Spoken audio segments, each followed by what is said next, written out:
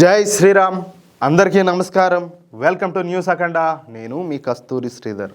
మిత్రులారా, నేను ఇప్పటికే చాలా సార్లు చెప్పిన హోర్ముజ్ జలసంధి అనేది ప్రపంచంలోని అత్యంత వ్యూహాత్మకమైన అలాగే కీలకమైనటువంటి సముద్ర మార్గాలలో ఒకటన్నమాట. ఇది పర్షియన్ గల్ఫ్ అలాగే ఒమన్ గల్ఫ్లను కలుపుతుంది. దీనికి ఉత్తరాన వచ్చేసి ఇరాను, అలాగే దక్షిణాన ఒమను, అలాగే యునైటెడ్ అరబ్ ఎమిరేట్స్ సరిహద్దులుగా ఉన్నాయి.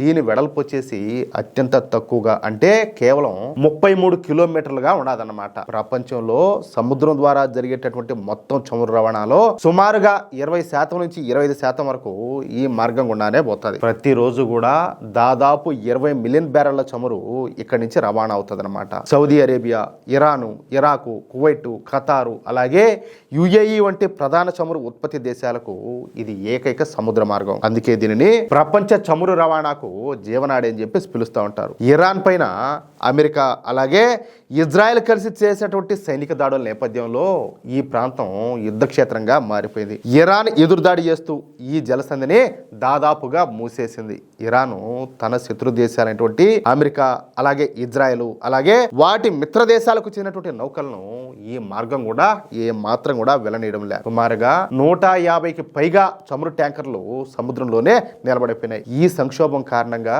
అంతర్జాతీయ మార్కెట్లో ముడి చమురు ధరలు ఒక్కసారిగా పెరిగిపోయి బ్యారెల్కు $100 మార్కుని అయితే దాటిపోయినాయి.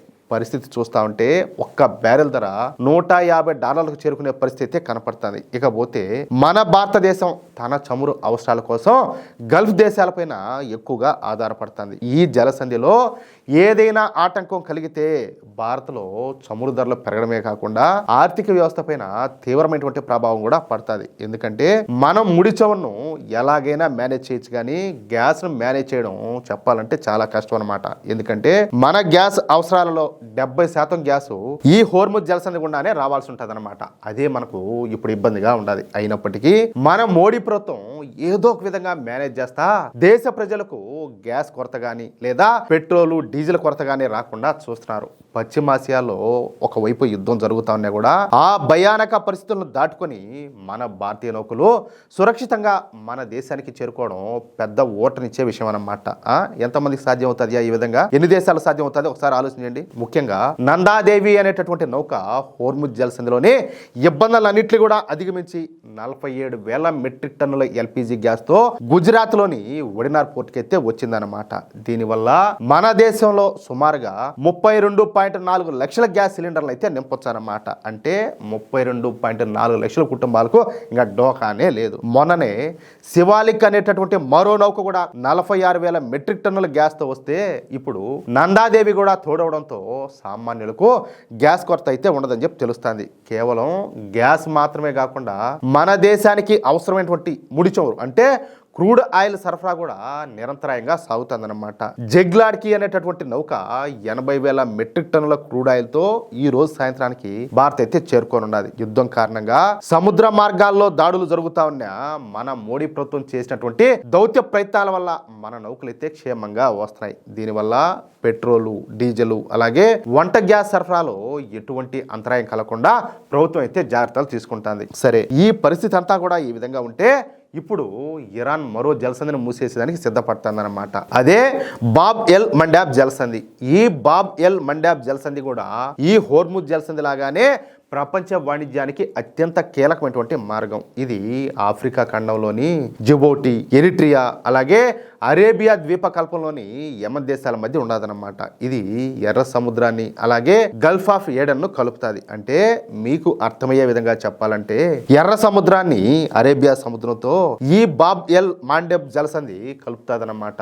అరబిక్ భాషలో దీనిని కన్నీళ్ల ద్వారం అని చెప్పి పిలుస్తారు. అంటే గేట్ ఆఫ్ టీయర్స్ అని అంటారన్నమాట. పాతకాలంలో ఇక్కడ ప్రయాణం అంతా కూడా చాలా ప్రమాదకరంగా ఉండిందంట. కాబట్టి దీనికి ఆ పేరు అయితే వచ్చింది. ఆసియా అలాగే యూరప్ మధ్య నౌకలు ప్రయాణించాలంటే ఇది ప్రధానమైనటువంటి మార్గం. ఈ జలసంధిని దాటిన తర్వాతే నౌకలన్నీ కూడా సుయాజ్ కాలువలోకి అయితే ప్రవేశిస్తాయన్నమాట. ప్రతిరోజు కూడా మిలియన్ల కొద్ది బ్యారెళ్ల చమురు అలాగే వేల సంఖ్యలో వాణిజ్య నౌకలు దీని గుండా పోతాయి.